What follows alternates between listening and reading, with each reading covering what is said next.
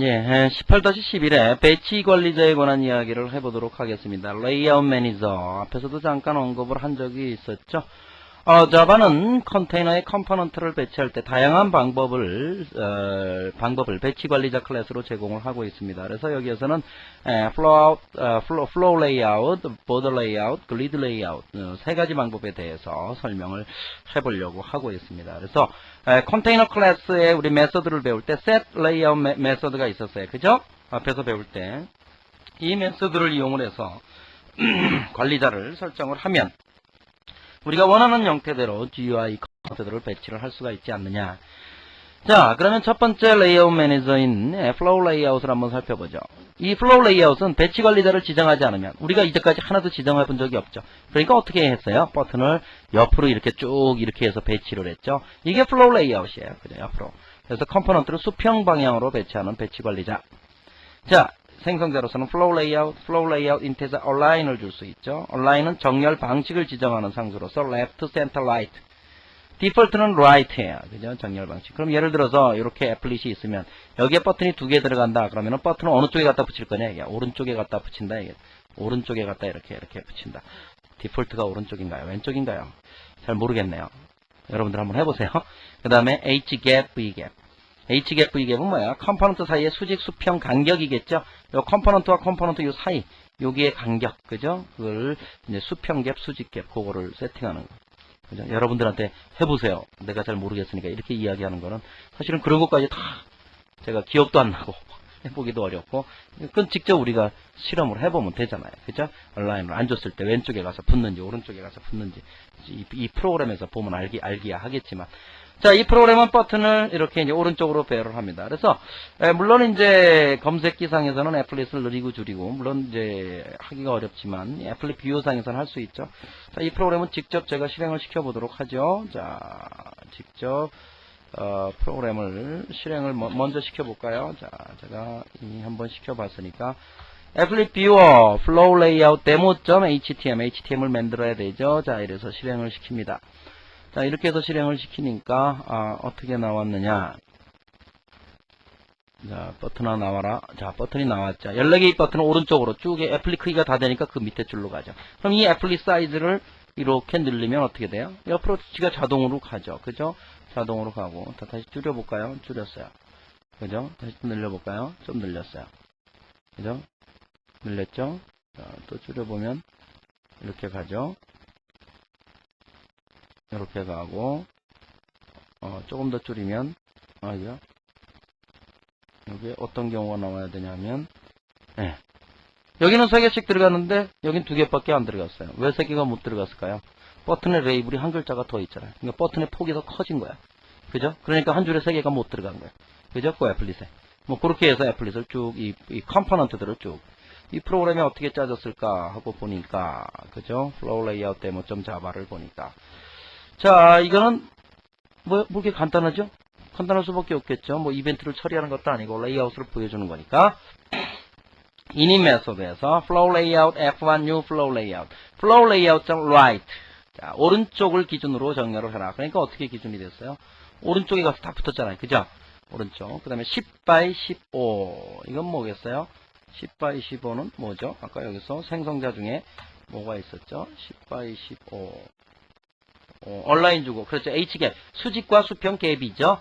그죠? 수직과 수평 갭을 10 by 15. 그래서 this.set layout f1 그랬어요. this.set layout f1. 사실은 여기선, this라는 것을 안 써도 되죠. 그죠? this라는 것을 안 써도 되죠. set layout, 현재의 애플릿의 layout, 현재의 애플릿의 layout, set layout. this를 꼭 써야 되나요? 안 써도 되지요. 안 써도 될 것 같아요. 그것도 한번 해보세요, 여러분들. 그죠? 컴파일을 빼고 한번 해볼까요? 하여튼, set layout F1. 여기서 this를 써야 될지 모르겠네. F1, flow layout. 그러니까 flow layout 요걸로 이제 애플릿의 레이아웃을 세팅을 했고, for i는 1부터 15보다 작을 때까지 add 해놓고, new 버튼 I 이랬죠. 버튼 I. 이렇게 간략하게 쓸 수 있는 거예요. 새로운 버튼을 생성해서. 여기까지만 보면 버튼 생성이잖아. 버튼 레이블이 틀려지죠. 계속. I 값에 따라서. 이건 문자열이니까 문자열 대 문자열에 숫자를 문자열로 바꿔서 그래놓고 계속 add를 했죠. applet에. 그죠? applet에 add를 했다.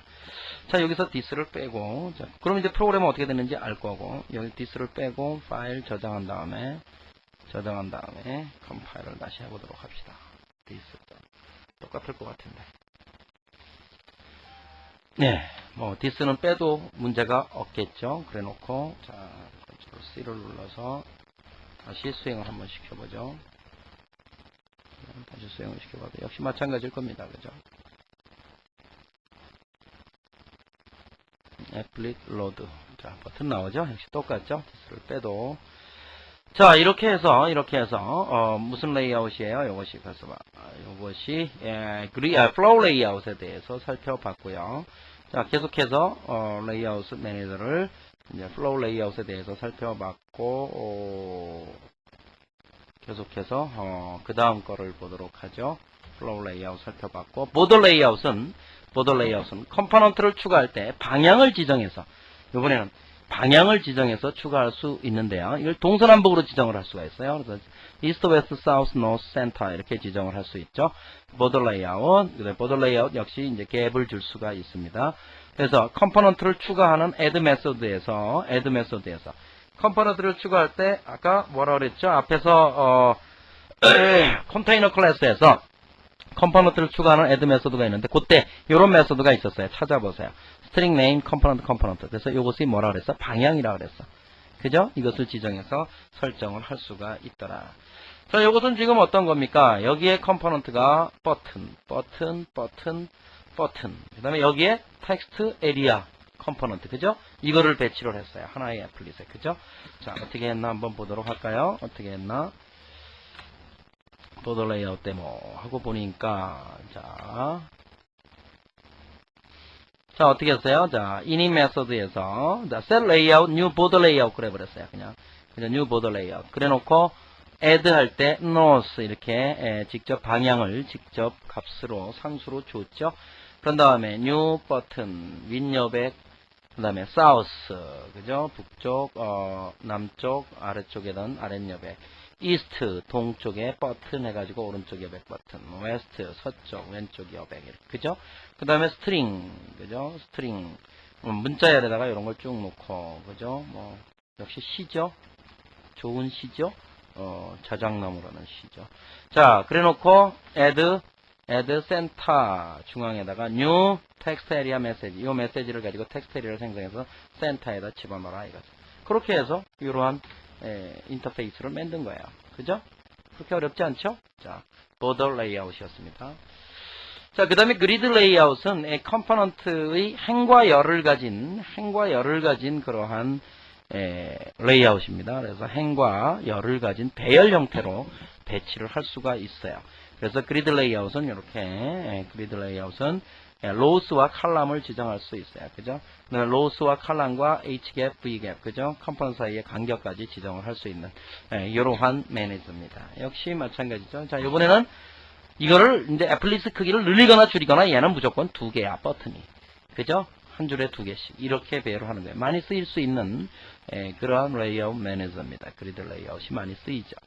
일관되게 보이게 하기 위해서. 자, 역시 뭐 뻔하죠. 프로그램은 뭐 간단하겠죠. 역시 init 메소드에서 어떻게 했어요? grid G1, new grid 7x2x 3x3. 이게 어떤 생성자라고 그랬어요? 어떤 생성자? 7x2x 3x3. 어떤 생성자라고 그랬어요? 이게 로우스가 7, 칼럼스가 3, H갭, V갭 3x3. 그죠? 자, 요 생성자입니다. 그죠? 그 생성자를 가지고 그리드 레이아웃 객체를 생성해서 세팅을 했고, 그 다음에 this.setLayout G1을 현재 애플릿의 레이아웃 매니저로 세팅을 하고, 그 다음에 버튼을 계속 추가하니까 결국에는 이러한 형태로, 그죠? 그렇게 추가하니까 이러한 형태로 버튼을 배열을 하더라. 자, 레이아웃 관리자가 그렇게 어렵지 않죠. 제가 쉽게 설명을 해본다고 했는데 책을, 자, 요거 외에도 레이아웃 매니저가 몇 개 더 있는데 그건 좀 더 복잡해요. 그 레이아웃 매니저는 뭐 나중에 좀 더 고급이 되면 그때 배워보도록 하시고 또 다른 서적을 또 참조해 보시면 될 것 같습니다. 자, 배치 관리자에 관한 내용을 마치도록 하겠습니다.